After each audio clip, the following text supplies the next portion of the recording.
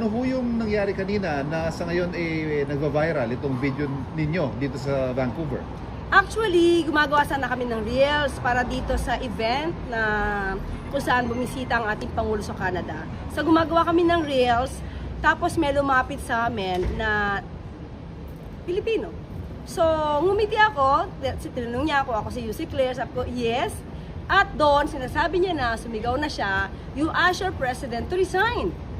So kinuyog na kami, samantalang kung tutuusin, kami nagtatrabaho. Hindi kami nagbabakasyon dito. We're just doing our job, pero nahinto yun. Hindi na kami nakapagtapos ng aming pag-shoot ng reels dahil nga may mga Pilipino ganito yung ugali. Pero hindi ko alam kung saan sila grupo, pero yung naratibo nila, yung tipong BBM resign. Yung naratibo nila ay maleta. Yung naratibo nila magnanakaw. So, at sinabihan ako na pangit. Sabi at sinungaling. So, nung sinabi nilang pangit daw ako, feeling ko sila yung sinungaling. So, may mga ganyan tao. May freedom of expression tayo, pero hindi naman kailangan maging bastos. Pilipino kayo, hindi naman ganyan ang ugali ng mga Pilipino eh.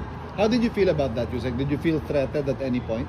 At that time, dalawa lang kasi kami ni Director Robertson. Kasi nga siya yung kumukuha sa akin.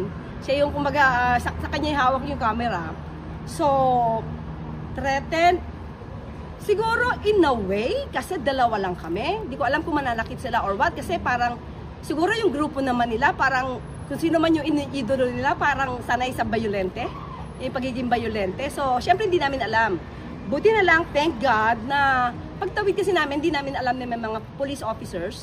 So, pagtawid namin, so kinausap na namin sila kasi sumusunod sila eh. Diba? So, pero, kung ganyan talaga ang magiging ugali ng Pilipino, hindi kayo uunlad. So, kawawa pa rin kayo. Thank you. Thank you po.